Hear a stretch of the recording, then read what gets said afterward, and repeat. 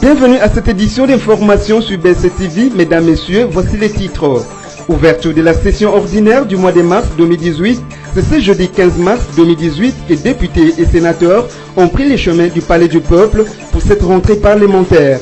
Une session qui intervient presque à 9 mois de l'organisation des élections telle que prévue par la Commission électorale nationale indépendante CENI. Rien d'étonnant que de faire des élections et leur organisation la priorité de cette session dans les deux chambres. Et puis dans le but de soutenir les processus électoraux en République démocratique du Congo, le gouvernement britannique annonce qu'elle a disponibilisé un montant de 9,2 millions de dollars américains par l'intermédiaire du Fonds commun des bailleurs internationaux que gère les PNUD avec son projet d'appui au cycle électoral PASEC en sigle.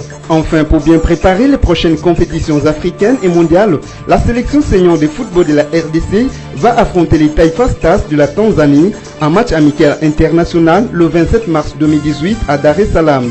Sur ce, le sélectionneur national Jean-Florent Ibengue a rendu public la liste des 26 joueurs convoqués, dont Yannick Bolassier, qui signe son retour après une année de blessure. Ouverture de la session ordinaire du mois de mars 2018. C'est ce jeudi 15 mars 2018 que députés et sénateurs ont repris les chemins du Palais du Peuple pour cette rentrée parlementaire. Une session qui intervient presque à 9 mois de l'organisation des élections telle que prévue par la Commission électorale nationale indépendante CENI. Rien d'étonnant que de faire des élections et de leur organisation les priorités de cette session. Au Sénat, où le président Léon Kengo Adondo a procédé en premier à l'ouverture de la session, il a fait savoir que plusieurs matières devaient être traitées au cours de cette session. L'adoption des lois électorales en premier et celles financières qui devront servir à financer les élections. Léon Kengo Adondo a fait allusion au débat sur les règlements miniers qui devraient permettre au gouvernement de maximiser les recettes et permettre aux acteurs miniers d'opérer en toute quiétude.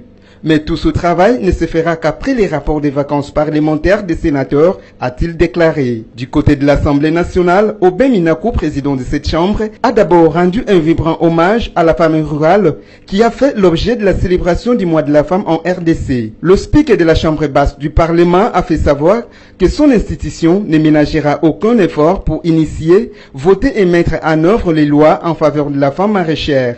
Car, a-t-il ajouté, la femme rurale est une des forces motrices capables de nourrir les familles entières en RDC grâce à son travail champêtre. Au sujet des élections, Aubin Minakou a annoncé que la priorité de sa chambre sera mise sur l'adoption des lois fixant la répartition des sièges dans les entités administratives en vue des élections futures et sur les débats sur les rapports financiers de la CENI. Le remplacement de Jean-Pierre Kalamba, une demande faite par l'UDPS, fera aussi partie de la matière à débattre. Le débat sur la loi portant fonctionnement des cours des comptes entrera aussi dans les débats. Sur le plan économique, le président de l'Assemblée nationale a fait savoir que sa chambre débattra sur les règlements miniers en tenant compte des intérêts de la population congolaise. Pour sauvegarder l'unité et la paix, Aubin Minakou a annoncé que sa chambre met en place de ce vendredi 16 mars 2018 une table ronde pour régler les divergences sur les vaches venues de l'Est.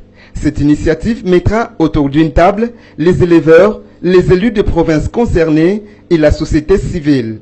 Aubin Minakou a clôturé son discours en invitant les députés à la loyauté, à l'élégance et à la démocratie lors de leur débat. Car, a-t-il déclaré, les élections passeront, mais il y aura continuité des institutions. Dans le but de soutenir le processus électoral en République démocratique du Congo, le gouvernement britannique annonce qu'elle a disponibilisé un montant de 9,2 millions de dollars américains par l'intermédiaire du Fonds commun de bailleurs internationaux qui gère les PNUD avec son projet d'appui au cycle électoral PASEC en sigle. Annoncé par John Morton, ambassadeur du Royaume-Uni en RDC, ces montants portent l'appui du Royaume-Uni au processus électoral à 26,3 millions de dollars américains pour la période de 2015 à 2018. Ces positionnements s'éloignent de la Belgique qui, elle, avait conditionné son appui au processus électoral par l'application intégrale de l'accord du 31 décembre 2016, spécifiquement dans sa rubrique mise en œuvre de mesures de décrispation afin de garantir la crédibilité du processus électoral en cours. Notez en plus que la Commission électorale nationale indépendante CENI a publié le mercredi 14 mars 2018 la liste définitive tentatives de candidats gouverneurs et vice-gouverneurs dans les provinces du Kwango et du Maniema. Il s'agit des candidatures de Kassoua Kapinga Tchoko Romain et Chimbunz Amboy Henry, respectivement candidats gouverneurs et vice-gouverneurs qui se présentent en indépendant. Makofi Kabamba Kanis et Moutela Swan Kaiman Tisson indépendants.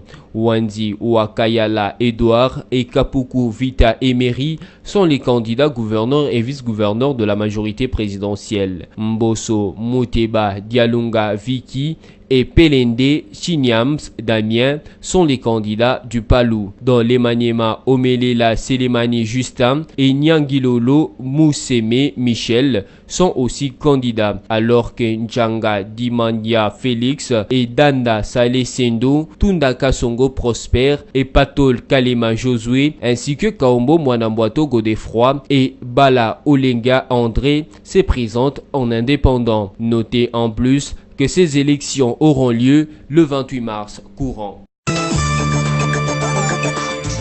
Sommet de quitter la RDC, les ex-combattants rwandais FDLR qui logeaient le camp du transit à Kanyabayonga, au sud du territoire de Lubero, dans la partie est de la RDC, exigent la tenue d'un dialogue inter-rwandais avant leur rapatriement volontaire. Une délégation gouvernementale de la RDC était arrivée en ce lieu pour les informer de la fermeture de ces camps gérés par la MONUSCO. Il s'agit de la décision non négociable, a affirmé le mardi 13 mars 2018, le porte-parole du gouvernement congolais, Lambert Mbende.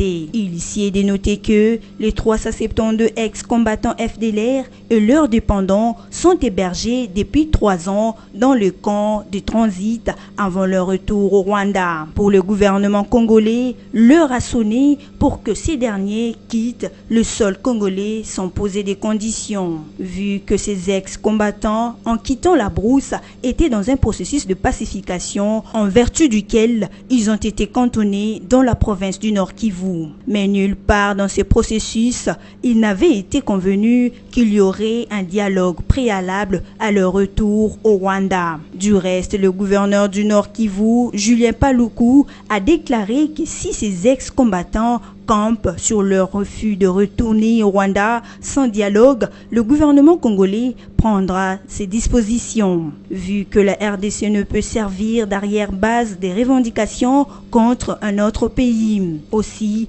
la RDC est plus que jamais résolue, déterminée de faire la paix avec le Rwanda, l'Ouganda, le Burundi et tous les autres pays frontaliers. De son côté, la MONUSCO s'est dit toujours disponible pour faciliter le rapatriement volontaire de ces ex-combattants dans leur pays d'origine.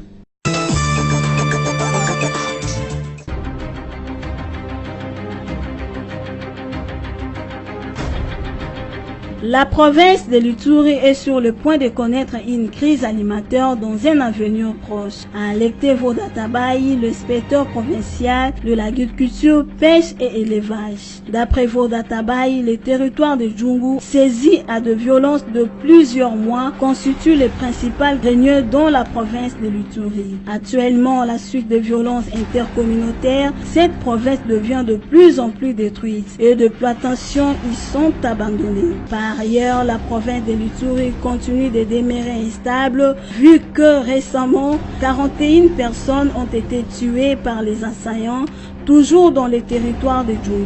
Selon plusieurs sources coutumières, le drame s'est déroulé dans 3 villages. En vue de bien préparer les prochaines compétitions africaines et mondiales, la sélection senior de football de la RD Congo va affronter les Taifa Stars de la Tanzanie en match amical international le 27 mars 2018 à Dar es Salaam. Sur ce, le sélectionneur national Jean-Florent Ibengue a rendu public la liste de 26 joueurs convoqués, dont Yannick Bolassier qui signe son retour après près d'une année de blessure. Comme gardien convoqué, nous avons Parfait Mandanda, Joël Kiasumboa et Leïma Tempe Champi. Comme défenseur, le coach a porté son choix sur Issa Mampeko, Jordan Ikoko, Fabrice Tsakala, Glodin Gondamuzinga, Arthur Maswaku, Chancel Mbemba, Wilfried Moké, Bangala Litombo et Christian Luindama. Pour cimenter sa ligne médiane, Jean-Florent Ibengue a placé sans confiance en Youssouf Moulumbu, Chikito Lemama Bidi, Niskans Kebano, Janeli Imbula, Jacques Magoma, Gaël Kakuta, Paul José Mpoku et en Aaron Chibola, Yannick Yala Bolassier, Junior Kabananga, Firmin Moubele-Ndombe, Cédric Bakambu, Benik Afobé ainsi que Brit Assambalanga sont les attaquants sur qui Florent Ibengue a jeté son dévolu. Notez par ailleurs que pour ce match, le joueur évoluant au pays se rendront en Tanzanie le 17 mars, tandis que ceux d'autres cieux rallieront Dar es Salaam directement. Place au rappel des titres. Ouverture de la session ordinaire du mois de mars 2018. C'est ce jeudi 15 mars 2018 que députés et sénateurs ont pris les chemins du Palais du Peuple pour cette rentrée parlementaire. Une session qui intervient presque à 9 mois de l'organisation des élections telle que prévue par la Commission électorale nationale indépendante CENI. Rien d'étonnant que de faire des élections et leur organisation la priorité de cette session dans les deux chambres. Et puis dans le but de soutenir les processus électoraux en République démocratique du Congo, le gouvernement britannique annonce qu'elle a disponibilisé un montant de 9,2 millions de dollars américains par l'intermédiaire du Fonds commun des bailleurs internationaux que gère les PNUD avec son projet d'appui au cycle électoral PASEC en sigle. Enfin, pour bien préparer les prochaines compétitions africaines et mondiales, la sélection senior de football de la RDC va affronter les Taifa Stars de la Tanzanie en match amical international le 27 mars 2018 à Dar es Salaam. Sur ce, le sélectionneur national Jean-Florent Ibengue a rendu public la liste des 26 joueurs convoqués, dont Yannick Bolassier, qui signe son retour après une année de blessure. Fin de cette édition d'information, merci de l'avoir suivi et à la prochaine.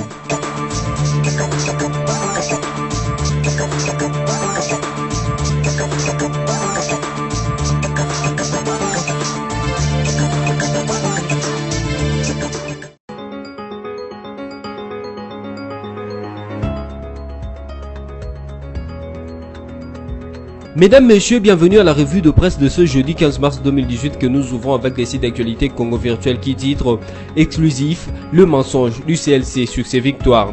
Toute réussite d'une démarche se mesure à l'atteinte des objectifs assignés. Partageant les objectifs du manifeste des Chantilly pour une transition sans Kabila, l'Église catholique avait promu sa contribution en vue de son instauration. Or, au bout de 3 marches et de la sonnerie de quelques cloches à Kinshasa, Kabila est toujours en fonction et la transition sans Kabila ne fait plus recette. Donc, la milice quinoise de Monsengo n'a remporté aucune victoire. L'ex-comité laïque de coordination CLC a déclaré avoir suspendu ces manifestations, justifiant cette décision par une série de victoires 10 au total qu'il aurait remportées sur les régimes en place conformément à la Constitution. Cette position a suscité les désappointements des esprits bien pensantes qui n'ont pas hésité de parler des parjures de cette structure face à ce propre engagement et aux objectifs qui visaient les marches et autres sonneries de cloches lancées depuis la fin 2017.